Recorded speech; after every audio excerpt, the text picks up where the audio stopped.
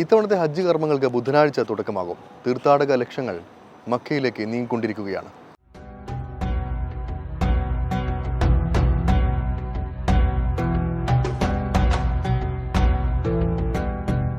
ദൈവത്തിന്റെ വിളിക്ക് ഉത്തരം നൽകിക്കൊണ്ട് 160-ലധികം രാജ്യങ്ങളിൽ നിന്നുള്ള തീർത്ഥാടക ലക്ഷ്യങ്ങൾ പുണ്യനഗരമായ മക്കയിലേക്ക് ഒഴുകിക്കൊണ്ടിരിക്കുകയാണ്. ജൂൺ 4 ബുധനാഴ്ച ആരംഭിക്കുന്ന ഹജ്ജ് കർമ്മങ്ങൾക്കായി വിദേശത്തു നിന്നും ഇതുവരെ 12 ലക്ഷത്തിലേറെ തീർത്ഥാടകർ എത്തിയിട്ടുണ്ട്. ഹജ്ജ് കർമ്മങ്ങൾ ആരംഭിക്കുന്നതുവരെ ഈ ഒഴുക്ക് തുടരും.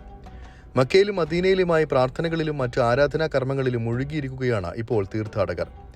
ബുധനാഴ്ച രാവിലെ മുതൽ തീർത്ഥാടകർ തമ്പുകളുടെ നഗരമായ മീനായിലേക്ക് നീങ്ങും. അന്ന് മീനായിലെ തമ്പുകളിൽ താമസിക്കുന്ന തീർത്ഥാടകർ വ്യാഴാഴ്ച ഹജ്ജിന്റെ ഏറ്റവും പ്രധാന കർമ്മമായ അറഫ സംഗമത്തിനായി പോകും. വ്യാഴാഴ്ച പകൽ മുഴുവൻ അറഫയിലെ തമ്പുകളിലും പുറത്തും പാപമോചന പ്രാർത്ഥനകളും മറ്റു ആരാധനാ കർമ്മങ്ങളുമായി കഴിയും. ഹജ്ജിനെത്തിയ എല്ലാ തീർത്ഥാടകരും ഒരേ സമയം അനുഷ്ഠിക്കുന്ന ഏക കർമ്മമാണ് അറഫ സംഗമം. ജബൽ റഹ്മ മലയുമെല്ലാം ഹാജിമാരെ സ്വീകരിക്കാൻ ഒരുങ്ങിക്കഴിഞ്ഞു. വ്യാഴാഴ്ച സൂര്യൻ അസ്തമിച്ചതിനു ശേഷം മുസ്ദലിഫയിലേക്ക് നീങ്ങും. അന്ന് രാത്രി മുസ്ദലിഫയിലെ തുറന്ന മൈതാനത്താണ് ഹാജിമാർ കഴിയുക. പിറ്റേ ദിവസം മുതൽ മീനായിലെ ജംറകളിൽ എറിയാനുള്ള കല്ലുകൾ മുസ്ദലിഫയിൽ നിന്നാണ് ശേഖരിക്കുക. 4 ദിവസത്തെ കല്ലേറിനായി 70 വരെ കല്ലുകൾ ഇവിടെ നിന്നും ശേഖരിക്കും. വെള്ളിയാഴ്ച അഥവാ ബലിപെരുന്നാൾ ദിനത്തിൽ രാവിലെ ഹാജിമാർ മീനായിൽ തിരിച്ചെത്തും. ജംറകളിൽ കല്ലേറ് കർമ്മം ആരംഭിക്കും. പുറമെ ബലി നൽകുക, മുടിയെടുക്കുക, വിശുദ്ധ കഅബയെ പ്രദക്ഷിണം ചെയ്യുക തുടങ്ങിയ കർമ്മങ്ങളും അന്ന് തന്നെ നിർവഹിച്ച് തീർത്ഥാടകർ സാധാരണ വസ്ത്രം ധരിക്കും.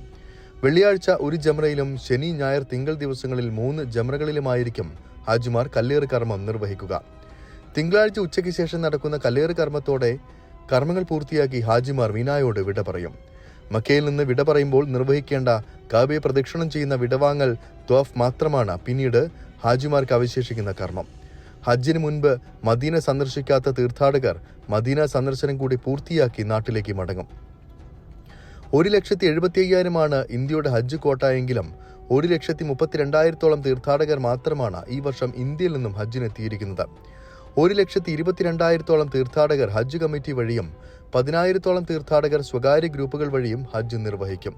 സ്വകാര്യ ഗ്രൂപ്പുകളിൽ 52,000 തീർത്ഥാടകർക്ക് ഹജ്ജിന് അവസരമുണ്ടായിരുന്നുവെങ്കിലും 10,000 തീർത്ഥാടകരാണ് ഹജ്ജ് നിർവഹിക്കുന്നത്. 42,000 ആളുകളുടെ അവസരം നഷ്ടപ്പെട്ടു. തീർത്ഥാടകർക്ക് ഒരുക്കിയ സംവിധാനങ്ങളെക്കുറിച്ച് വിവരങ്ങൾ സൗദി ഹജ്ജ് ഉംറ മന്ത്രാലയത്തിന്റെ നുസുക് പ്ലാറ്റ്ഫോമിൽ കൃത്യസമയത്ത് അപ്ഡേറ്റ് ചെയ്യാത്തതാണ് അവസരം നഷ്ടപ്പെടാൻ കാരണം. ഇതിന് സ്വകാര്യ ഗ്രൂപ്പുകൾ കേന്ദ്ര ന്യൂനപക്ഷ കാര്യ മന്ത്രാലയത്തെയും മന്ത്രാലയം സ്വകാര്യ ഗ്രൂപ്പുകളെയും പഴി ചാരുന്നുണ്ട്. ഏതായാലും ഇതാദ്യമായിട്ടായിരിക്കും അവസരമുണ്ടായിട്ടും ഇത്രയധികം തീർത്ഥാടകർക്ക് ഹജ്ജ് നിർവഹിക്കാൻ സാധിക്കാത്ത സാഹചര്യം ഉണ്ടാകുന്നത്. കേരളത്തിൽ നിന്ന് മാത്രം 10,000 തീർത്ഥാടകർക്കാണ് ഇതുമൂലം അവസരം നഷ്ടപ്പെട്ടത്. കനത്ത ചൂടിലായിരിക്കും ഇത്തവണത്തെ ഹജ്ജ്. 47 ഡിഗ്രി സെൽഷ്യസ് വരെ ചൂട് അനുഭവപ്പെടുമെന്നാണ് റിപ്പോർട്ട്. എല്ലാ മുൻകരുതലുകളും സ്വീകരിക്കാൻ ആരോഗ്യ മന്ത്രാലയം, സിവിൽ ഡിഫൻസ് തുടങ്ങിയവയോട് സൗദി ഹജ്ജ് ഉംറ മന്ത്രാലയം നിർദ്ദേശിച്ചിട്ടുണ്ട്. കുട ഉപയോഗിക്കുക, ധാരാളം വെള്ളം കുടിക്കുക, പകൽ സമയത്ത് പുറത്തിറങ്ങുന്നത് കുറയ്ക്കുക തുടങ്ങിയ നിർദ്ദേശങ്ങൾ തീർത്ഥാടകർക്ക് നൽകിയിട്ടുണ്ട്. ഹജ്ജ് പെർമിറ്റ് ഇല്ലാതെ ഹജ്ജ് നിർവഹിക്കുന്നത് തടയാൻ പഴുതടച്ച പരിശോധനയാണ് മക്കയിലും പരിസര പ്രദേശങ്ങളിലും നടക്കുന്നത്. ഹജ്ജ് പെർമിറ്റോ മക്കയിൽ ജോലി ചെയ്യാനുള്ള പാസ്പോർട്ട് ഡിപ്പാർട്ട്മെന്റിൽ നിന്നുള്ള പെർമിറ്റോ ഇല്ലാതെ മക്കയിലേക്ക് പോലും പ്രവേശിപ്പിക്കുന്നില്ല. മക്കയിൽ താമസിക്കുന്നവർക്ക് പോലും അവിടെ ജോലി ചെയ്യാനുള്ള പ്രത്യേക പെർമിറ്റ് വേണം. പെർമിറ്റ് ഇല്ലാത്ത മലയാളികൾ ഉൾപ്പെടെ നിരവധി വിദേശികളെ ഇതിനകം സുരക്ഷാ വിഭാഗം അറസ്റ്റ് ചെയ്തിട്ടുമുണ്ട്. വിസിറ്റ് വിസയിലോ ബിസിനസ് വിസയിലോ ഉംറ വിസയിലോ സൗദിയിലെത്തിയവർക്ക് ഹജ്ജ് നിർവഹിക്കാൻ അനുമതിയില്ല. അനധികൃതമായി ഹജ്ജിന് ശ്രമിക്കുന്ന തീർത്ഥാടകർക്ക് 20,000 റിയാൽ പിഴ ചുമത്തും. കൂടാതെ ഇത്തവണയും ഭാവിയിലും ഹജ്ജിനുള്ള അനുമതി നിഷേധിക്കുകയും ചെയ്യും. അനധികൃത തീർത്ഥാടകർക്ക് യാത്രാ സഹായമോ താമസ സൗകര്യമോ നൽകുന്നവർക്ക് 1,00,000 റിയാലാണ് പിഴ. യാത്രാ സഹായം നൽകിയ വാഹനവും താമസ സൗകര്യം നൽകിയ കെട്ടിടവും കണ്ടുകിട്ടും.